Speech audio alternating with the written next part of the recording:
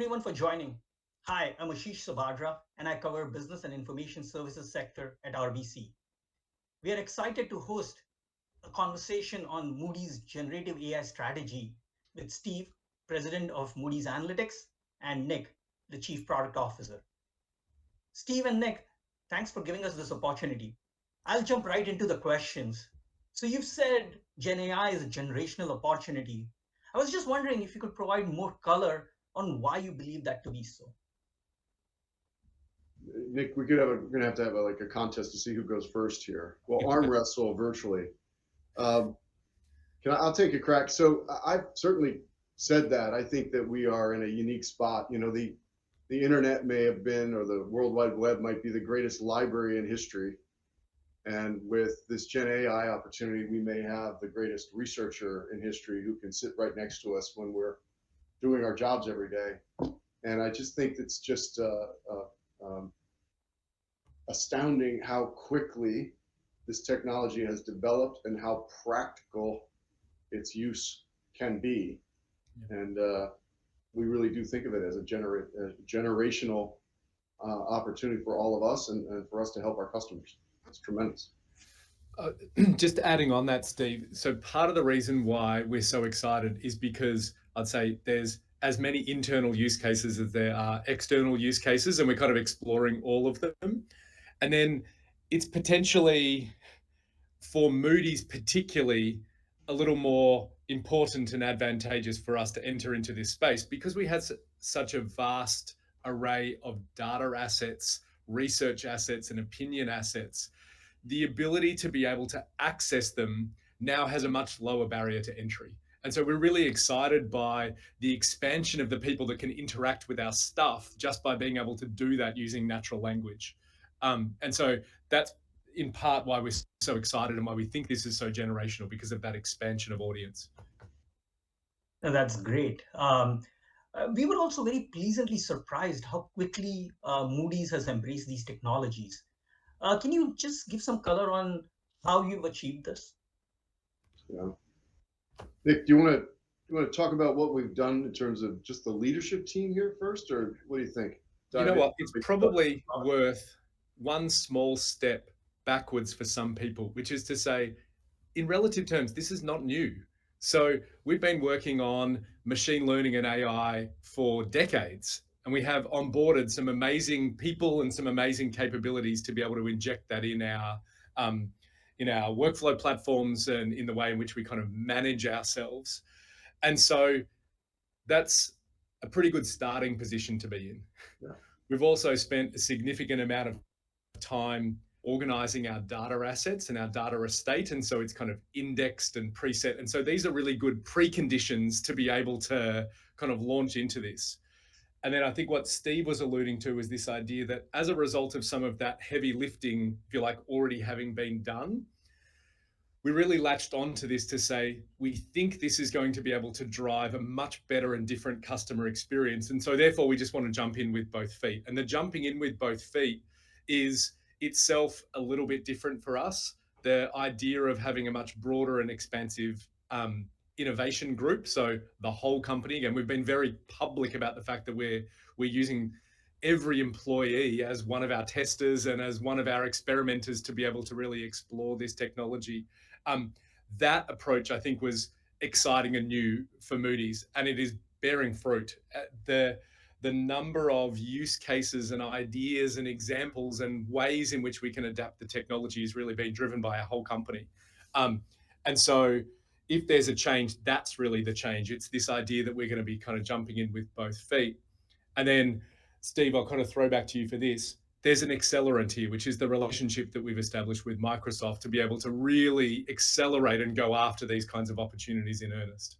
Yeah, so just there's a couple of embellishments I could offer there, but let's stick with this Microsoft point. We have a tremendous partnership with the folks at Microsoft. We're really pleased to be working with them, and they have been really helpful in lending us some expertise to accelerate the development of especially this Copilot technology, this Copilot capability that we're leveraging in our research assistant. So you may have seen the video that we made available out there on the investor relations site of this. I'll call it a release, or it's sort of the preview version of what we expect will be a new module we'll add to our product array. Microsoft really helped us with some tremendous folks in terms of accelerating our understanding and maybe some of the tricks of the trade, if there are any yet, as it relates to applying techniques in prompt engineering to really deliver results that are going to be effective for our customers. So we're not actually licensing technology from them here. We've actually done a lot of the coding ourselves, but they've been really helpful in terms of speeding our way through the learning curve. Yeah. One other just quick point, Nick mentioned this before. We mentioned in the earnings call, I think in the second quarter. It's just worth highlighting. There's a slide out there if anybody's interested, where we just highlighted just 3 of the products that we have had in market, leveraging what we think of as our AI franchise. We've got literally several hundred, probably over 1,000 customers that are paying us money for tools that are really based on natural language processing or based on machine learning techniques in order to deliver value for customers. So we've been at this for a long time. The first time I think we worked on machine learning algorithms was in the mid-90s. So this is the kind of thing that has been around.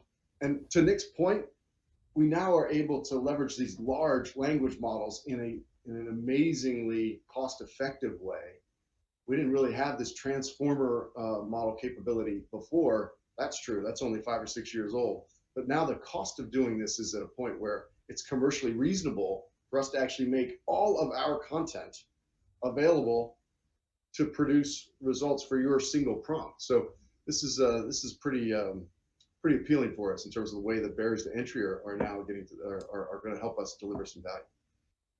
That's great color, Steve and Nick, and we will jump into the Microsoft partnership later because I think that's very important as well.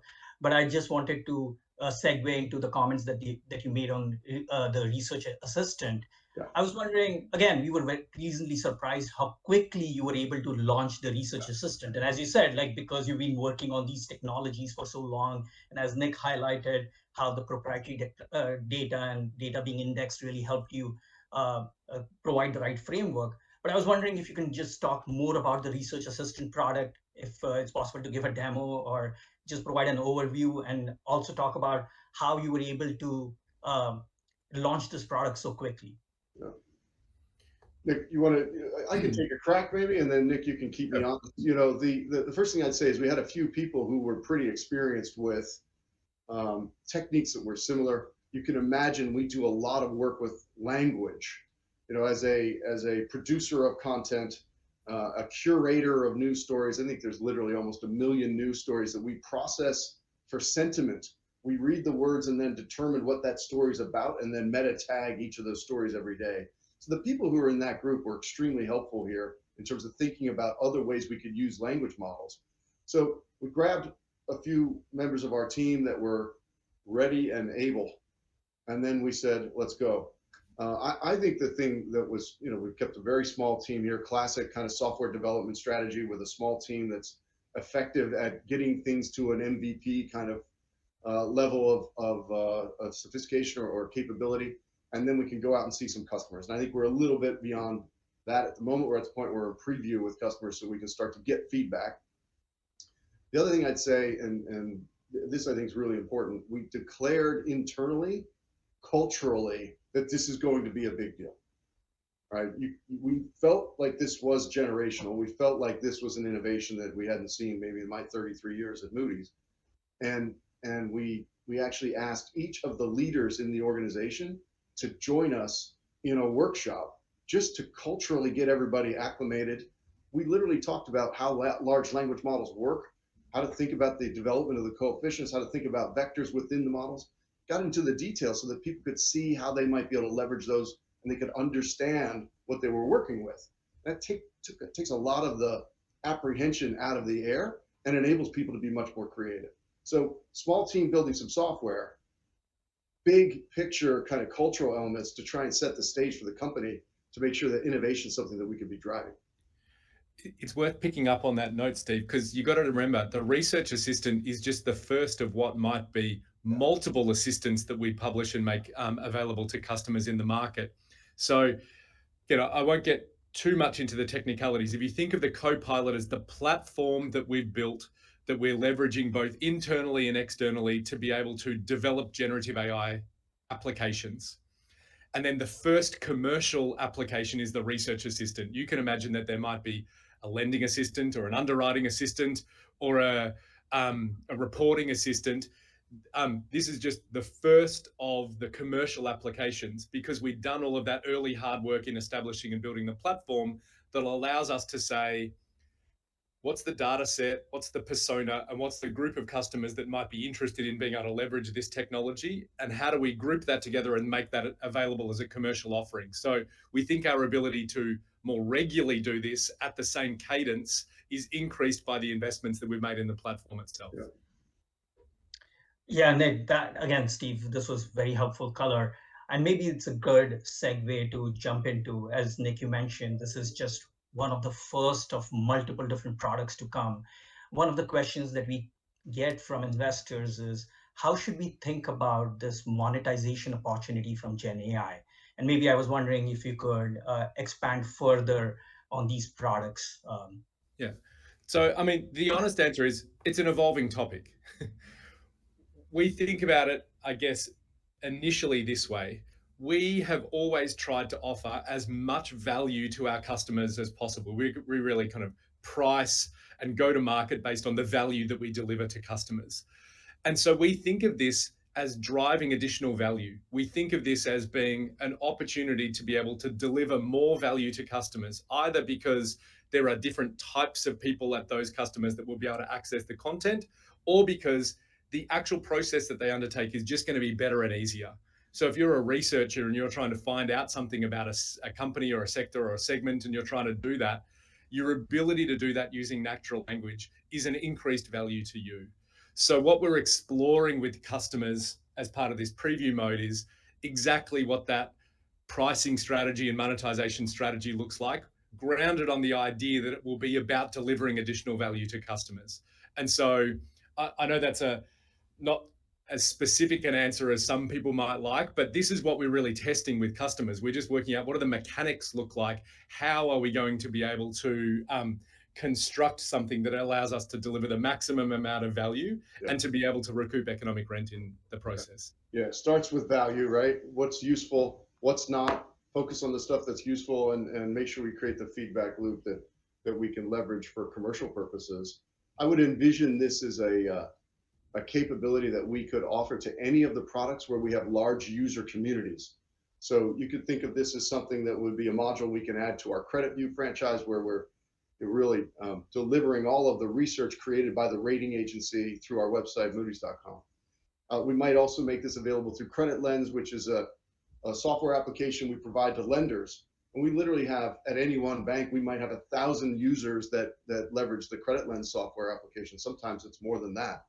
And those lenders are asking questions like, what would Moody say in light of this circumstance? They can take their circumstance, deliver that in a prompt, and then get the large language model to help us generate a response to that might be useful. Maybe it's just as simple as creating the credit memo for a loan. You can imagine how much more effectively or quickly you can create that memo now. So we have several of these products where there's big, large user communities, and we think this assistant concept is going to make a lot of sense. I'll say there's a next generation that it's too soon to talk about, right? Where in addition to generating text, we can use these large language models to help us think about what other models might we engage. So you can imagine we have a fantastic credit scoring franchise for commercial lending, especially, and for anybody that's interested in understanding the credit scores on companies. Well, we could engage those models, depending on what the prompt is looking for, to help evaluate the financial capacity that firm might bring to the table. This, the beauty of this is that there's tremendous opportunity to take the natural language requests that you have and bring in all sorts of capabilities for Moody's in order to address that question. You can imagine, what would be the impact on credit for a company located in Fort Myers if IDA was twice as powerful, right? And we can engage our cat risk model, our credit model, and the text generation capability in light of what Moody's usually would say about something like this, and create responses to those prompts would be extremely helpful. Yeah, I mean, the cross-sell and upsell dynamic is pretty significant here, because the way that the models themselves work and the way that people will interact with them using natural language, again, blurs the boundary between entitled data assets, because people don't care about that. And so what we're starting to say is, actually, this is an amazing opportunity for us to be able to very seamlessly cross-sell and upsell on the guys that we're actually just delivering additional value because we happen to have all of these proprietary data assets that are leverageable. I would actually say that's slightly different.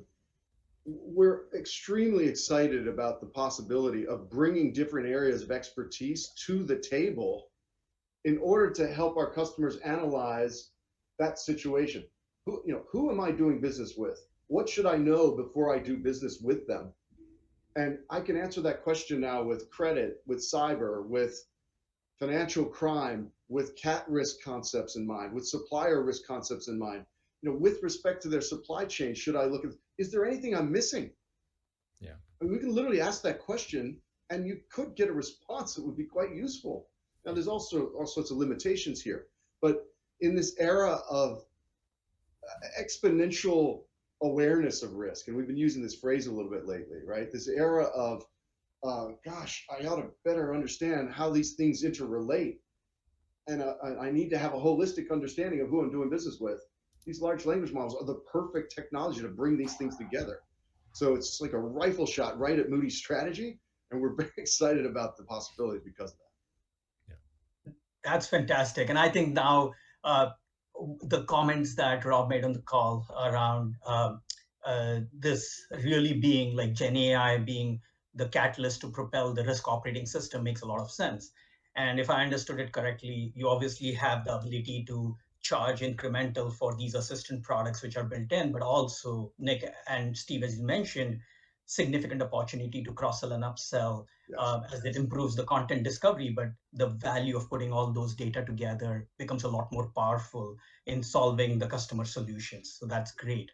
Maybe if I can ask another question, and maybe you alluded to it already, but is there also an opportunity that you may have now new use cases with the data that you historically may not have targeted? Is that another way to think about it, or new customer base, new use cases, which is possible by combining these different data assets together?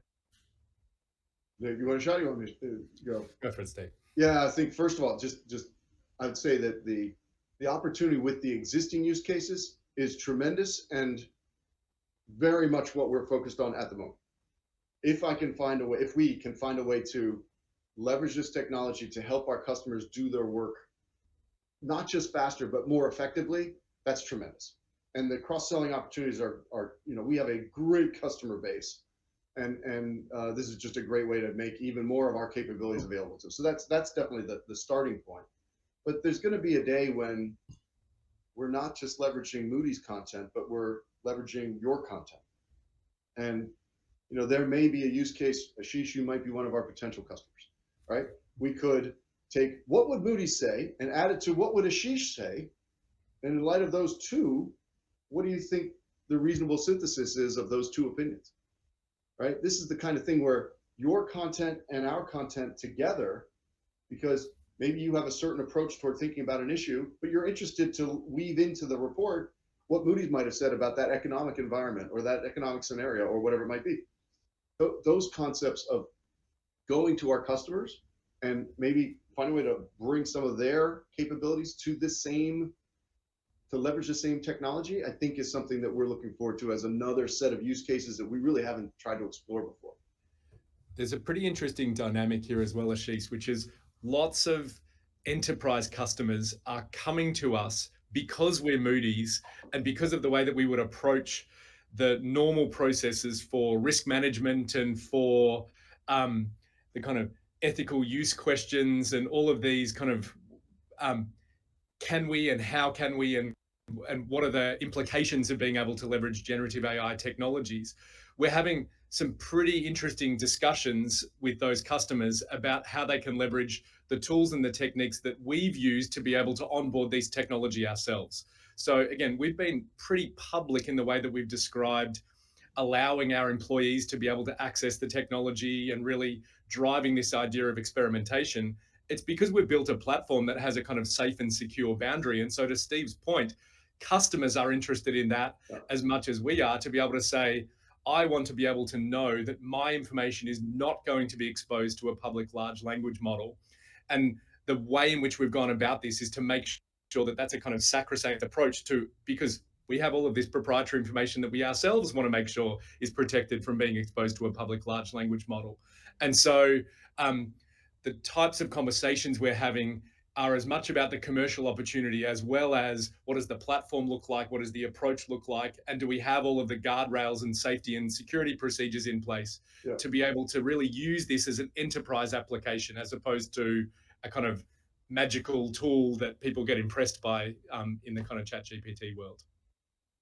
That's great color. And Nick, we do want to talk about the privacy security aspect, the data protection aspect that you mentioned. But before we jump there, maybe Nick, a quick question for you, because this is more about the ratings. I was wondering if you could talk about how you envision Gen AI being used as part of the MIS analysts and research.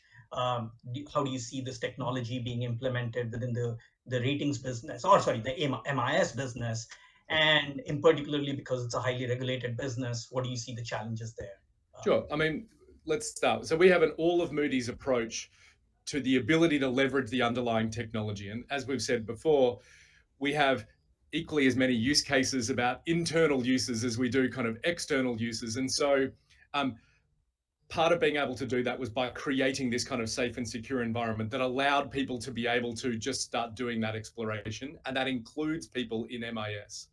And so they are starting themselves to explore where is it going to be possible to be able to start using components or pieces of this technology to be able to just be more efficient and more effective. We have a kind of overarching philosophy that says we always want to have a human in the loop, because whilst these tools allow us to be able to speed up or allow us to be able to have a kind of broader perspective because of the access that we can get to the underlying information, we do think that that these are driving the effectiveness of our resources as much as they are just the efficiency question. And so people in MIS are in earnest exploring opportunities to be able to leverage.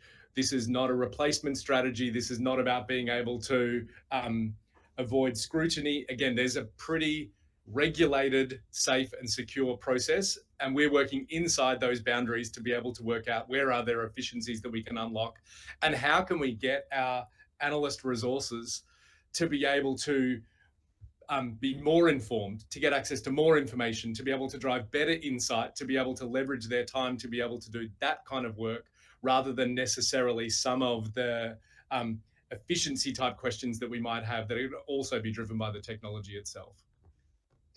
You know, in the just to make it very intuitive, a rating analyst, just like a securities analyst, is gathering information and often summarizing it and often trying to read as many things as they can to make sure they aren't missing something.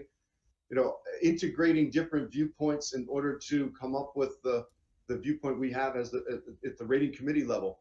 It's very similar to what you literally do for a living, and many of the people who are on this call would be doing. So we're looking, you know, we know for sure we're onto something here to not just improve. Again, it's not just efficiency, it's effectiveness too.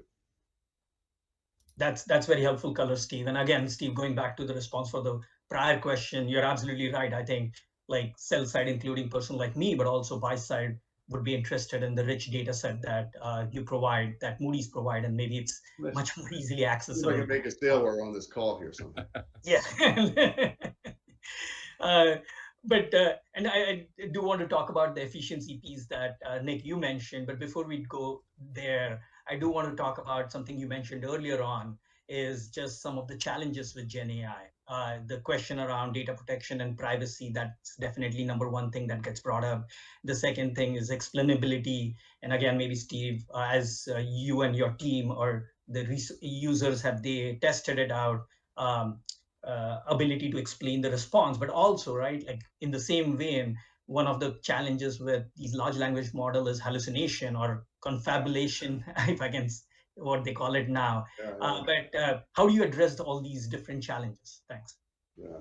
Nick, you want to fire away there?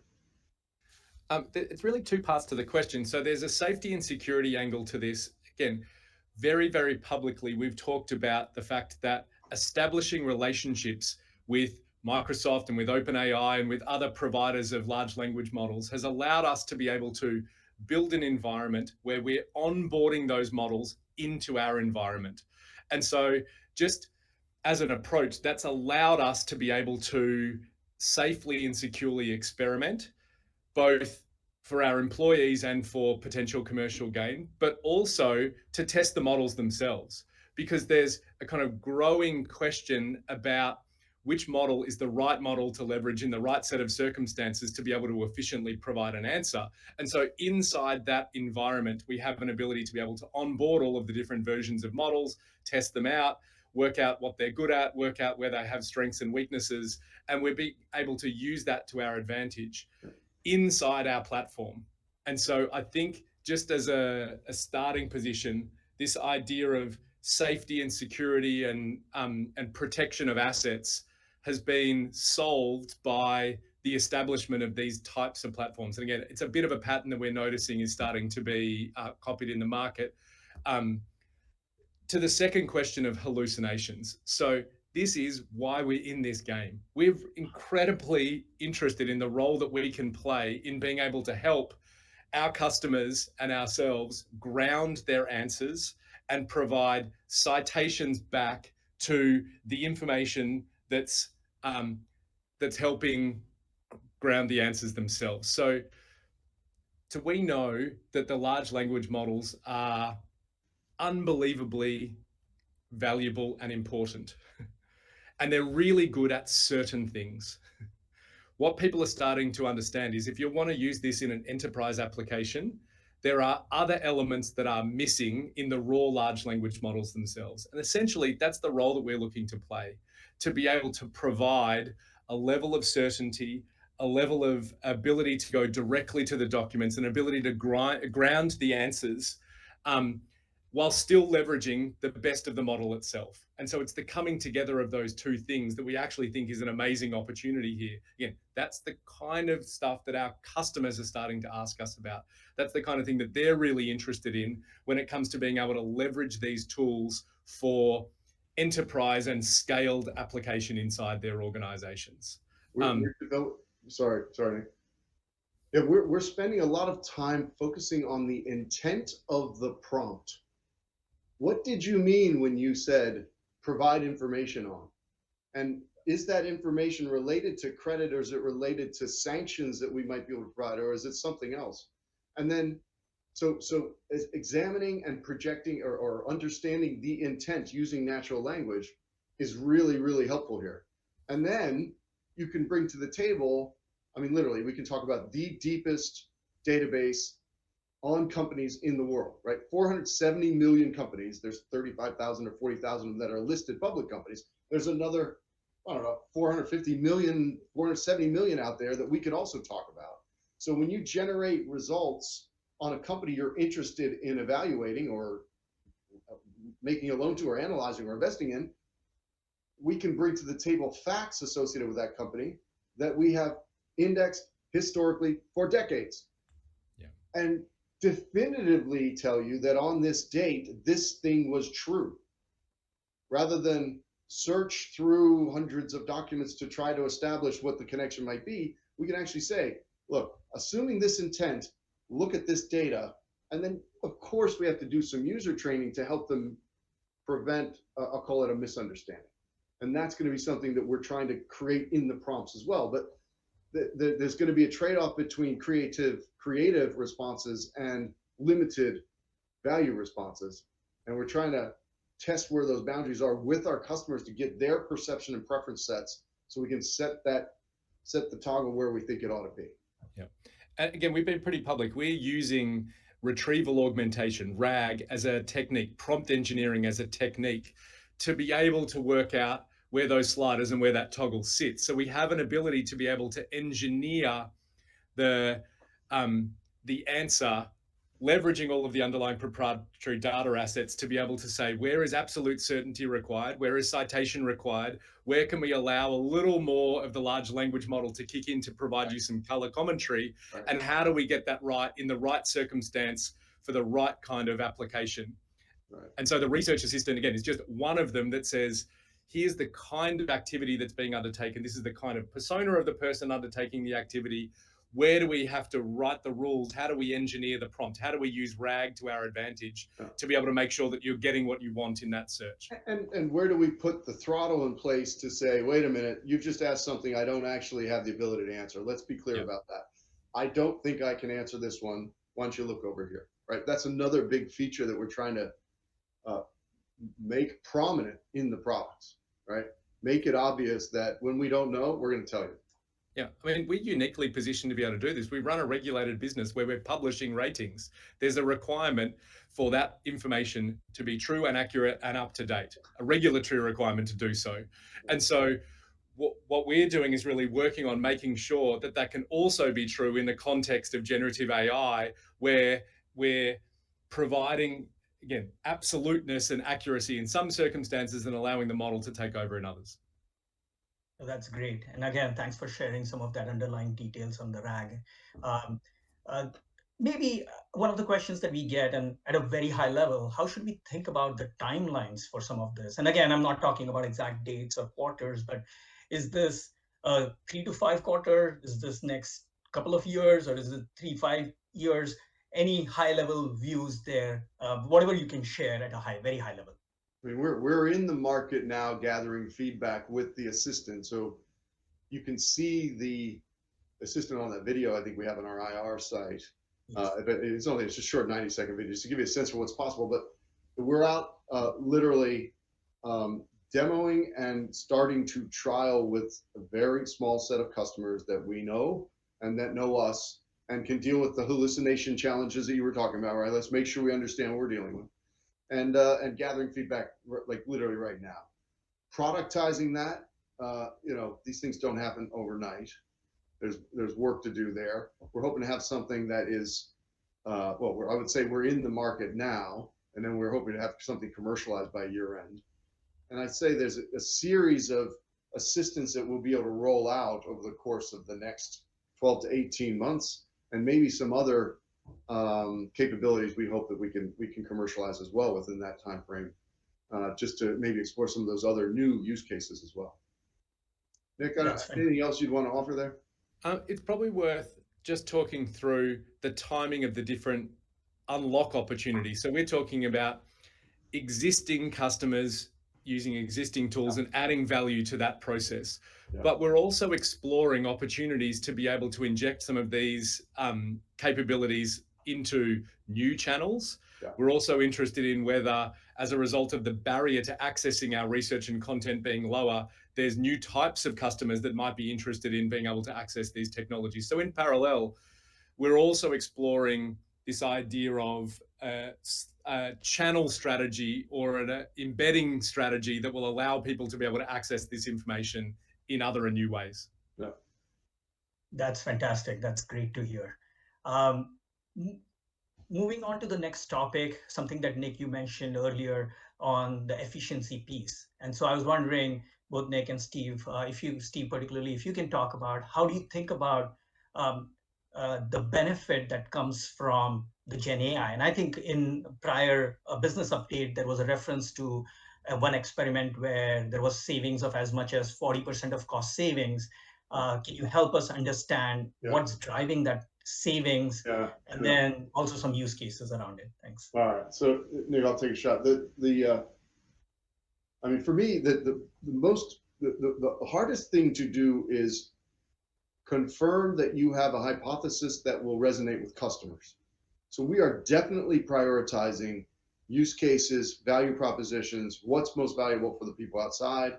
And if you're doing those experiments and doing that product development work, and you're also delivering a 10% ARR number with your core, it's hard to see a lot of savings right at the same time, because we're ramping up while these other things are still happening. So I would say let's just put that in the, just to create that context and backdrop. But the efficiency possibilities here are real. And I am biased toward leveraging them as productivity enhancers first, because we believe we have great growth opportunities and we want to make sure we deliver the product that our salespeople can go out and deliver the growth with. So, we're excited to leverage the productivity enhancements to do more with the same number of people, for example. So that in itself may be a way of creating some operating leverage or more operating leverage in the business. The thing you were referring to before is really the engineering benefits that we're seeing. And we have done some experiments already internally where we've been testing, the code that we get if we leverage some of these GPT tools versus do it by ourselves. And we are seeing some good improvements in terms of the time it takes to deliver a value, some unit of value. So we do, and I think Sergio was the guy who was on that. And he said, look, we've seen some 40% numbers. I wouldn't say that that is translated to 40% in expense, right? That's 40% of a developer's time on a particular experiment. We could see that improvement. So that in itself is very exciting. And I would say we're going to continue with our, how do we grow the best way we can and continue to deliver margin and margin expansion to our stakeholders, and what's the best way to do that and what's the right mix. And that's the kind of thing we have to learn some more before we can make some declarations about. But I'd say we're very excited about the opportunity to be more productive and maybe even save some money. As Steve alluded to, the more complicated problem here is prioritization, not opportunity.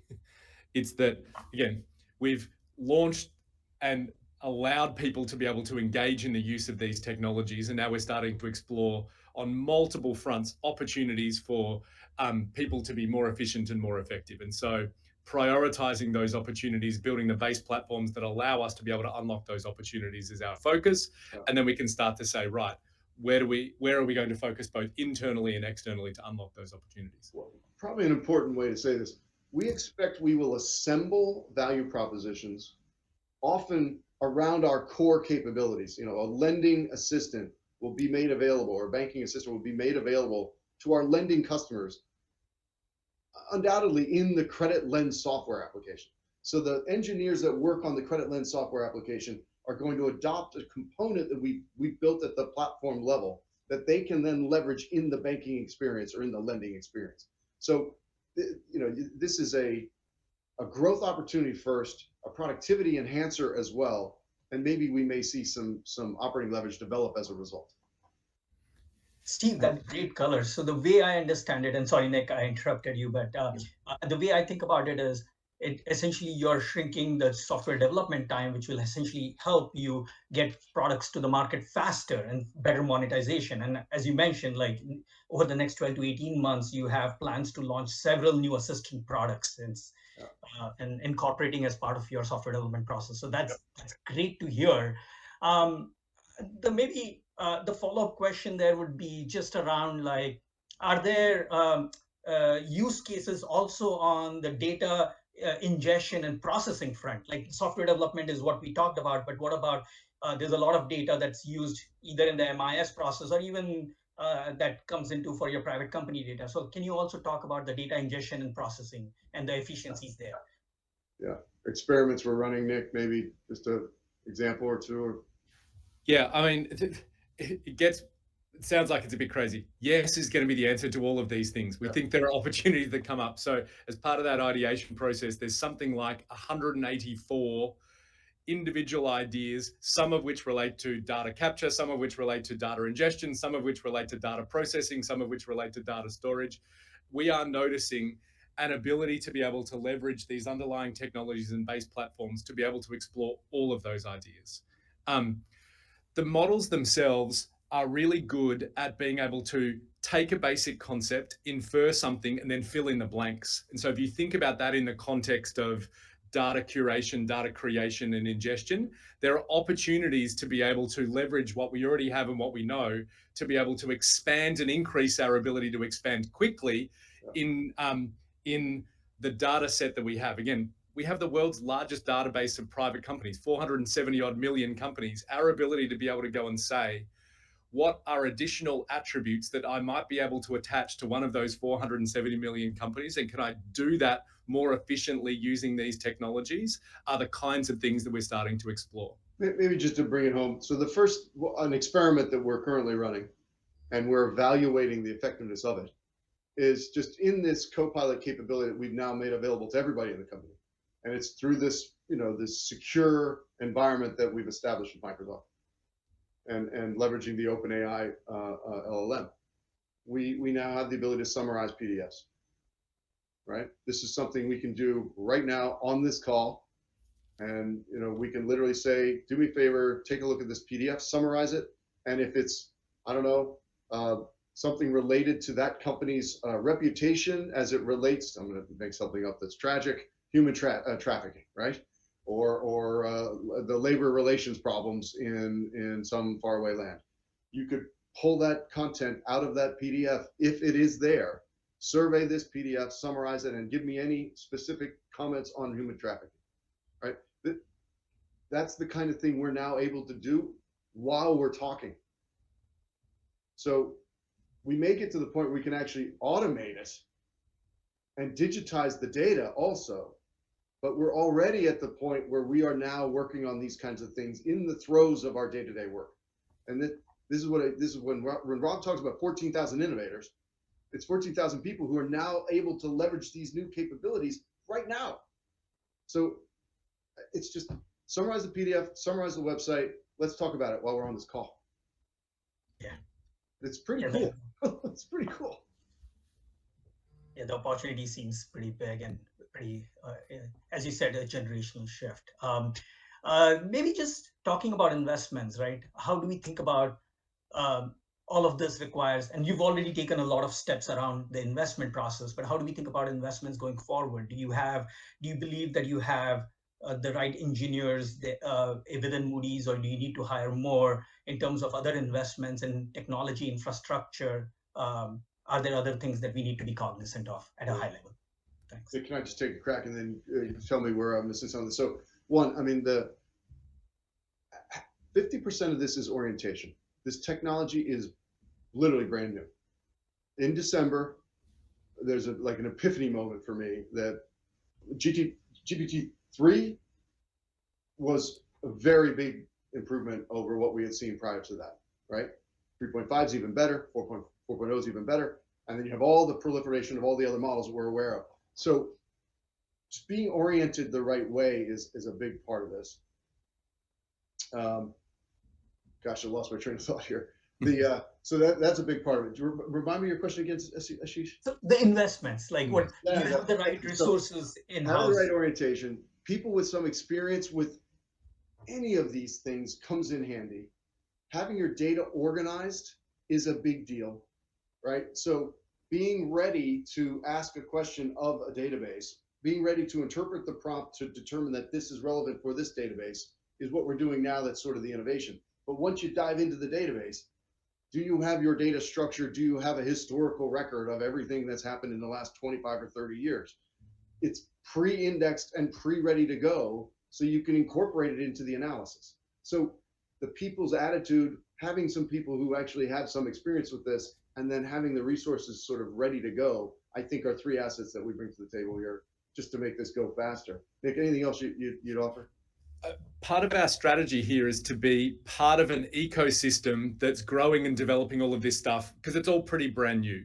Yeah. And so the capital investment required in doing that, if you're part of an ecosystem, is different than if you're trying to build and manage and maintain all of the different componentry required to be able to unlock the technology. Again, we have established relationships with major players in this space. Again, they're leaning into us as much as we're leaning into them to say, actually, let's focus on unlocking and investing in and developing commercial opportunities for the things that we have control over. And where possible, just leverage the large language models that exist, onboard them into our platform. So we're picking and choosing the way in which we're making investments by leveraging the advances that are being made in the industry, by being a player in that industry, by being part of that ecosystem. And so that's allowed us both to be able to do this really quickly and reduce the kind of the initial capital investment that might be required to be able to do lots of this stuff by just leveraging best of breed of what's available and working with those companies to be able to co-develop it. Yeah, probably the biggest investment is just learning Yeah. with everybody to see what we can do here. And we have a really good sense that this is a great opportunity. We're not exactly sure which way this tide's going to move. Let's just get in the water and be a part of this, Yeah. and let's see if maybe we can help people along the way. That's great. I just wanted to go back to two things that was mentioned earlier in our conversation. One was obviously the Microsoft partnership, and we want to drill down further on that front.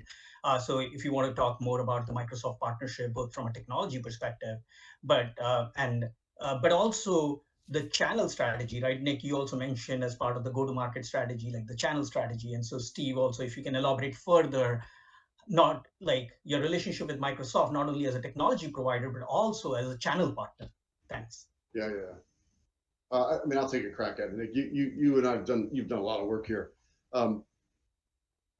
Microsoft is obviously a tremendous organization, tremendous reach into fantastic customers, hundreds of millions of customers.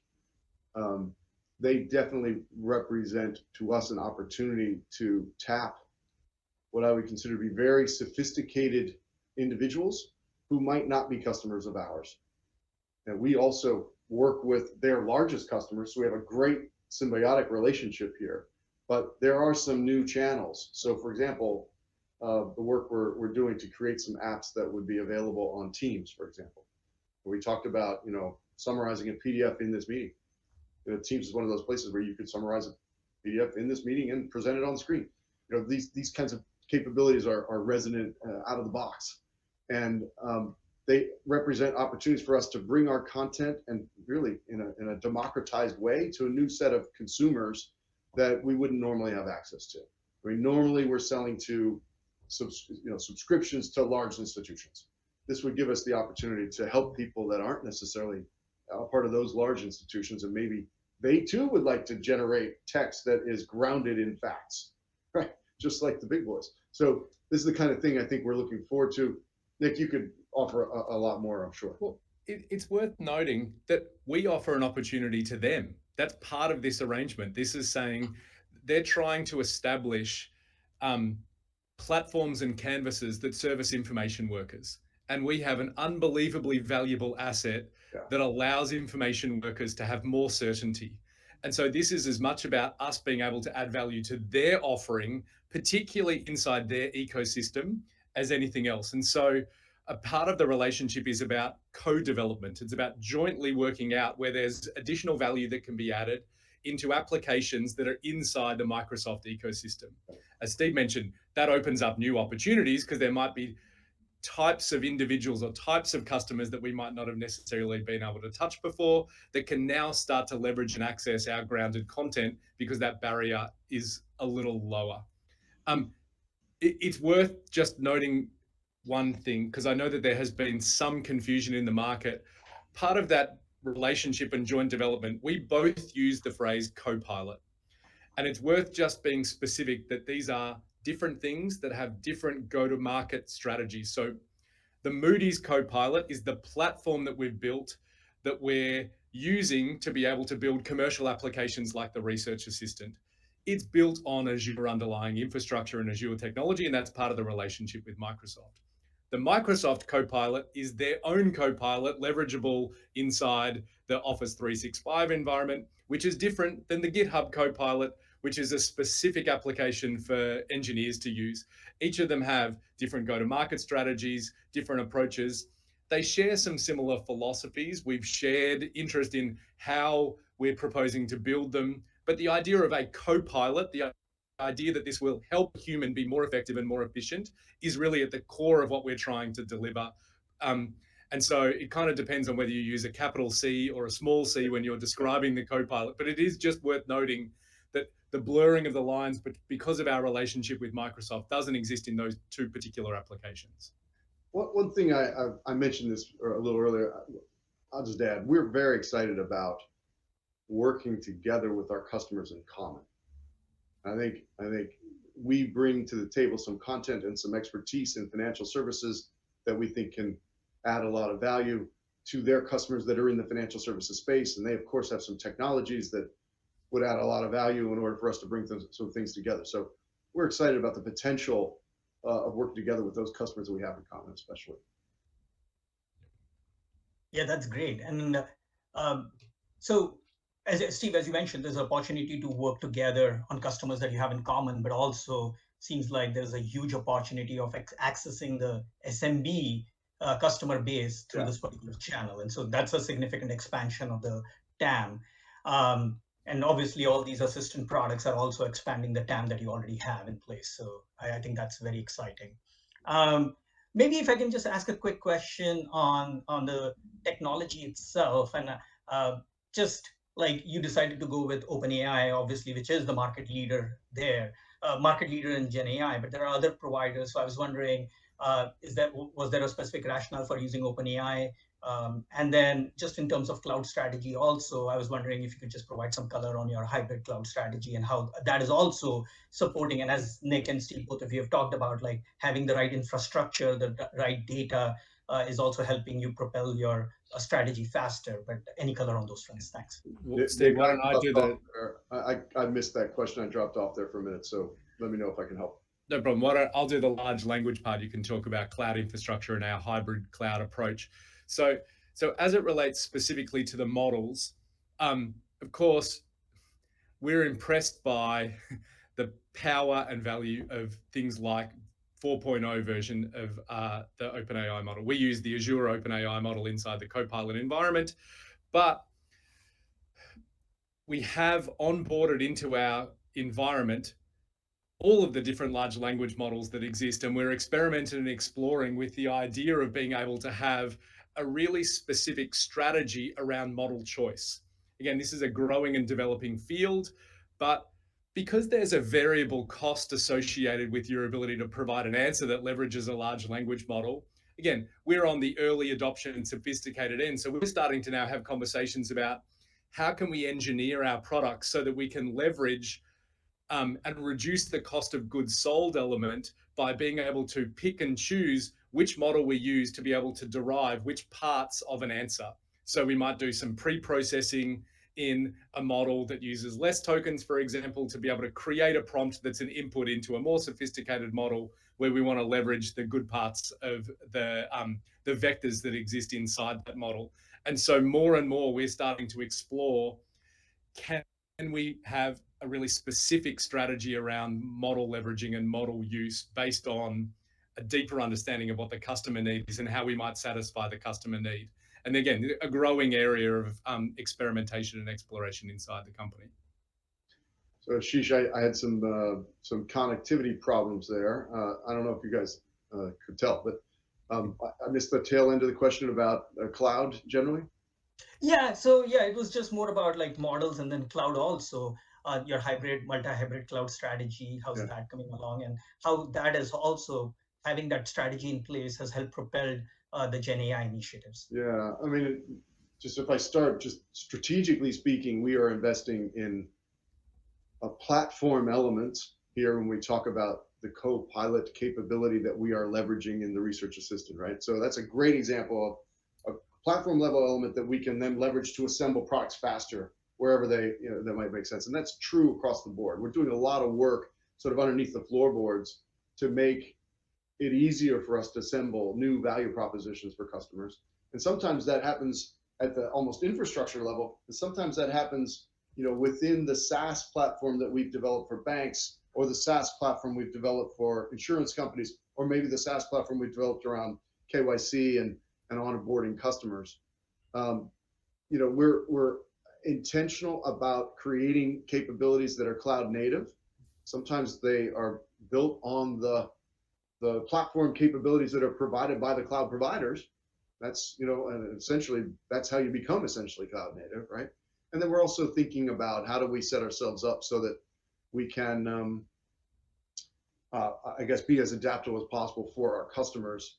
And certain customers have certain preferences. We want to be able to accommodate them in whatever way makes the most sense. So you have a great example. This Copilot is today built in an environment that Microsoft provided with OpenAI.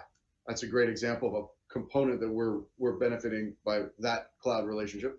We have some other ones, of course, where we are, we're cloud native thanks to the work at AWS or others, and that's relevant too.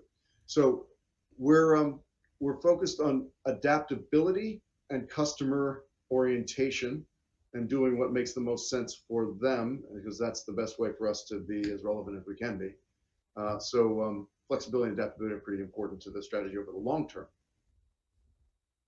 That's great, color. That was very helpful conversation. Again, I think thanks again for giving us this opportunity. I was just wondering again, the way I think about it, as you mentioned, it's a generational opportunity, huge, expands your addressable markets, creates much more room for innovation and the pace at which these new products come to the market. I was wondering if you had any, both Steve and Nick, any closing thoughts, anything that we didn't cover, or anything that you want investors and us to take away. There's one thing we didn't quite get to, or we started to address. We never really said it. The co-pilot concept, this research assistant concept, is just the first example of us bringing content sets and data sets and expertise to the table that historically it was expensive for us to deliver, right? So usually a customer would buy research from us or asset liability management tools from us.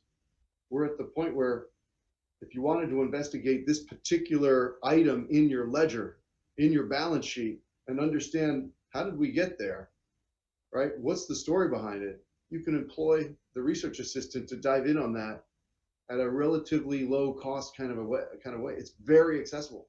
So the cross-selling opportunity here to drive bigger relationships with some of the best customers in the world are tremendous. So this idea of landing with the bank, developing relationships over time that expand nicely over time, nice expansion rates within those relationships, it's been something that we've relied on literally for decades as our growth engine. And we're now at the point we have a new tool that I think facilitates that even better, because you don't have to be afraid to ask the question. We have a lot of work to do commercially, don't get me wrong, and product wise, but you don't have to be afraid to ask the question. What would happen if the economic scenario changed in light of this situation or this thing I'm looking at? So I can now deploy my economic details on this property. I can deploy my commercial real estate capabilities. With respect to climate, I can deploy my climate capabilities. I haven't talked about credit yet. I didn't talk about financial crime yet. So these are questions that everybody wants to ask, but it was just too hard. So the cross-selling and the ability to expand these relationships, we think, is just tremendous. And it's a ratification of the kind of land and expand approach that we've had that I think is going to drive some good, really good, healthy growth in the future. Yeah. The thing that I'm most excited by, Ashish, is sometimes when you have these kinds of brand new technologies come to market, there's a sparkle, and then the sparkle goes away and the dust settles, and then people are, I guess, less interested, or there's less opportunity. Yeah. This is one of those things where after the sparkle went away, we found that there's more opportunity, there's more work to do, there's more ability to be able to provide value to our customers. And even after the current hype cycle goes away, what we're learning is the valuable role that proprietary data provides in your ability to be able to leverage this at scale and for enterprise applications. And so that is right at the core of our strategy. And so we think that part of the reason why we've jumped in with both feet is because we think there's an ability to deliver additional value to customers. And now what we're finding in practice is that that's absolutely true. And now we've got this field in front of us to be able to work out how do we prioritize it and how do we get that value in the hands of our customers as quickly as we can. That's great, Nick, Steve. This was very helpful conversation, and I'm really excited as well. So thanks for sharing. Thanks for the time. Thank you very much, Ashish. I hope all's well with everybody on the WebEx here. Nice to see everybody. Thanks. Thank you.